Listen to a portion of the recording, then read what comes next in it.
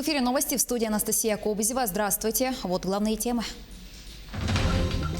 Аграриям Чурапчинского района, пострадавшим от лесных пожаров, будет оказана поддержка. Останки древних животных найдены в Хангаласском районе. Что уже удалось установить, расскажем в этом выпуске. С 5 октября на канале НВК «Саха» стартует показ сериала «Когда наступит лето».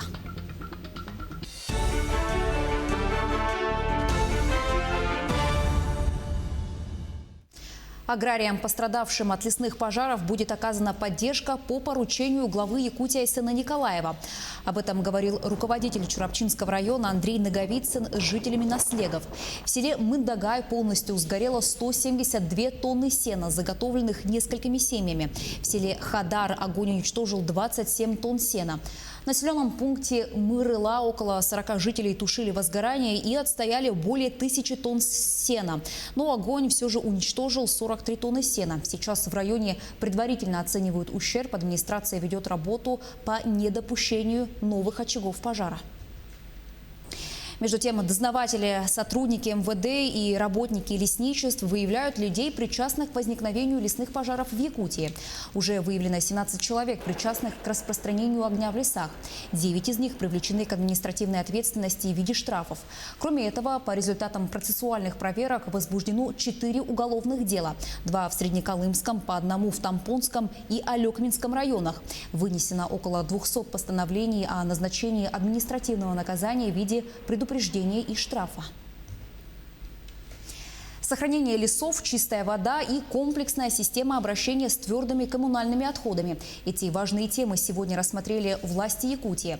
Глава региона Айсен Николаев подверг критике исполнения мероприятий по региональному проекту «Чистая страна». Предметом недовольства стало затягивание сроков начала работ по рекультивации мусорного полигона города Якутска. На свалке периодически происходит возгорание, а продукты горения отравляют воздух и оседают по всему городу. В рамках регионального проекта сохранения лесов на площади свыше 67 тысяч гектаров проведены работы по лесовосстановлению. В рамках регионального проекта «Чистая вода» в этом году на реконструкцию системы водоснабжения Алекминска и строительство водоочистных сооружений в Покровске предусмотрено 317 миллионов рублей. Еще 80 человек заболели коронавирусом в Якутии. Это данные регионального оперштаба. В Якутске зафиксировали 40 новых случаев. В Мирнинском районе 6, в Мегино-Кангаласском 5, в Жиганском, Нюрбинском, Чурапчинском районах выявили по 4 случая. В Алданском, Амгинском, Верхневилюйском, Сунтарском районах по 3. В Булунском, Вилюйском районах по 2 случая коронавируса. В Среднеколымском районе 1 заболевший. Руководитель регионального оперштаба Ольга Балабкина отметила, что количество больных старшего возраста на больничных койках растет. Ранее глава Якутии подписал указ о максимальной удаленке и самоизоляции граждан старше 65 лет. В интернате Лигойской средней школы коронавирусом заболели сразу 25 человек. COVID-19 выявили у 22 воспитанников и 3 сотрудников. Все заболевшие сейчас находятся в удовлетворительном состоянии. В то же время я бы хотела обратить внимание на недопустимость подобного рода ситуаций в наших учебных заведениях. Под контролем ежедневный отчет со стороны Министерства образования, Управления образования и глав муниципальных образований ставится каждый случай, который возникает в наших учебных заведениях.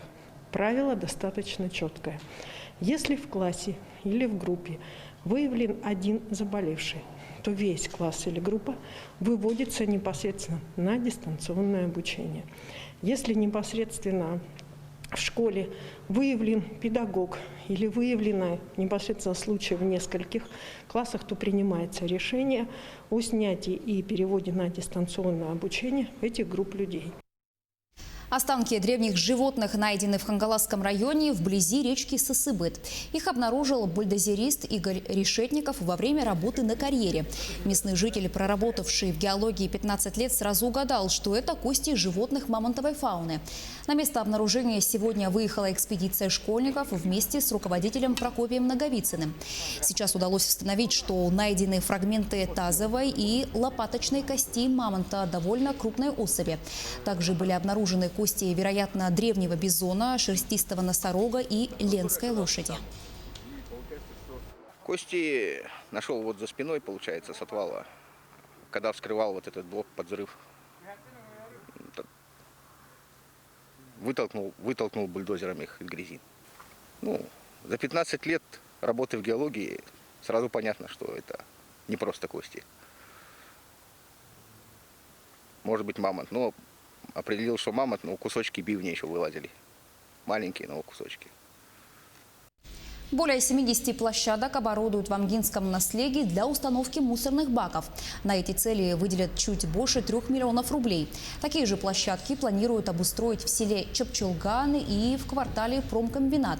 На днях главы наслегов обсудили с руководством района вопросы по внедрению новой системы обращения с ТКО. В ближайшее время им предстоит определиться с вариантом сбора мусора. Либо это установка бункера на территории села или установка площадок для мусорных контейнеров. Проведено совещание с главами поселения Амгинского улуса по поводу согласования схемы, территориальной схемы вывоза мусора нашего во всех поселениях.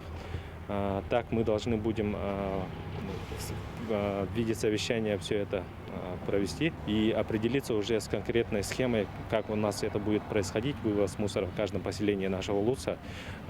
После утвердить и направить уже в Министерство ЖКХ для дальнейшей реализации. Подготовка к 21-м играм Манчары в самом разгаре. Сегодня в Бердигистяхе министр инноваций Якутии Анатолий Семенов провел совещание с руководителями сотовых операторов и представителями компаний связи. В рамках рабочего визита они посетили строящиеся объекты к играм, первую в республике школу робототехники и сервис электронных услуг. По итогам совещания было решено организовать бесплатный общественный доступ в Wi-Fi в местах проведения спартакиады. Также поселки Ортасурт и Кептин к следующему году подключат к линии ВОЛС. Это обеспечит устойчивую связь сотовых операторов на протяжении всей трассы Вилюй. И также обсудили вопросы развития АПК «Безопасный город» для того, чтобы во время игр обеспечить безопасность, и чтобы это потом инфраструктура осталась в дальнейшем в Бердигистяхе, пока в районном центре, как раз по безопасному городу. В том числе договорились, я очень надеюсь, что Горный район примет участие в конкурсе на строительство IT-центра. Я думаю, что Горный район найдет помещение, и мы сможем в ближайшее время, в следующем году, открыть IT-центр. Экологический центр «Алроса» подвел итоги детского литературно-художественного конкурса «Колодец сказок». Изначально конкурс был рассчитан для детей республики, но уже через пару недель после начала заявки на участие стали приходить от юных писателей со всей страны. Полина Долинская с подробностями.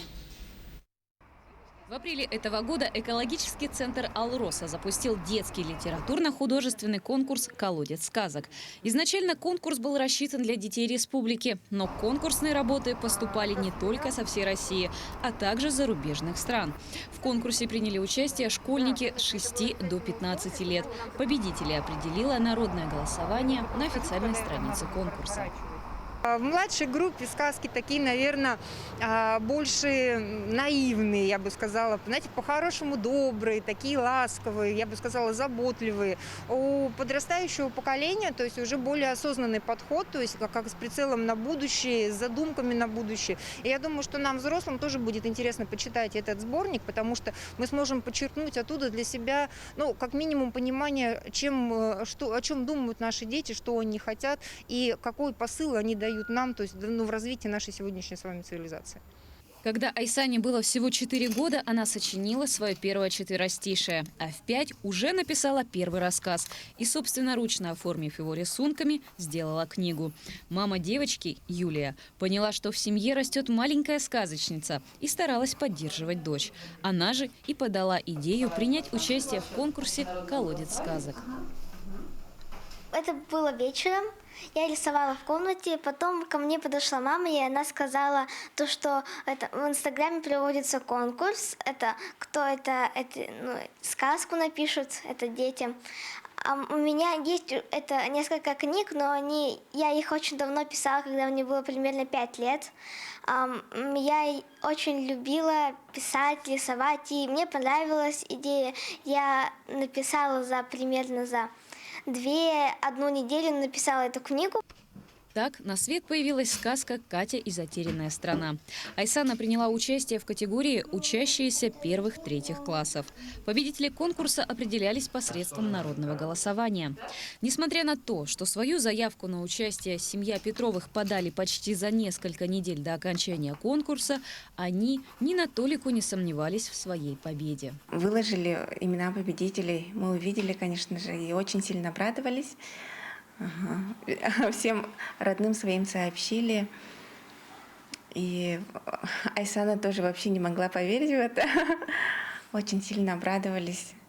Ну и отметили немножко это событие. Но вообще, где бы ни участвовать, всегда побеждает. За время проведения конкурса специалисты экологического центра получили более 200 заявок. Из них в сборник «Колодец сказок» попало 50 лучших работ. Тираж книги составил 500 экземпляров. Ценные призы, книги, грамоты и дипломы участникам будут направлены по почте, а книги будут переданы в библиотечные фонды дошкольных и школьных образовательных учреждений Якутии. Полина Долинская, Семен Семенов, Илья Сыромятников, Якутск. С 5 октября на канале НВК «Саха» стартует показ сериала «Когда наступит лето». Это история о семье, которая переехала в Якутск из глубинки. Столкнувшись с трудностями городской жизни, семья начинает переживать кризис. Творческая группа завершила основной монтаж картины, а уже 2 октября в инстаграм-аккаунте «Якутские сериалы» состоится предпоказ первой серии.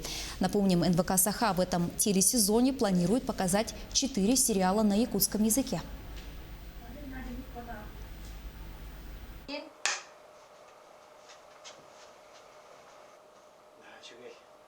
Кастинг у нас проходил в формате заявок, то есть через почту мы принимали заявки и вызывали по одному артистов, которые нас заинтересуют. Ну и так набрали, получается, основной актерский состав. Наш сериал о жизни одной семьи, которая переехала к нам в город из севера. И эта семья сталкивается с различными препятствиями. Ну и как вот люди, да, помогают друг другу, как они друг друга поддерживают в таких сложных ситуациях и как они справляются. К этой минуте у меня пока вся информация. Еще больше новостей на наших официальных сайтах yak24.ru и nvk-online.ru. Оставайтесь с нами.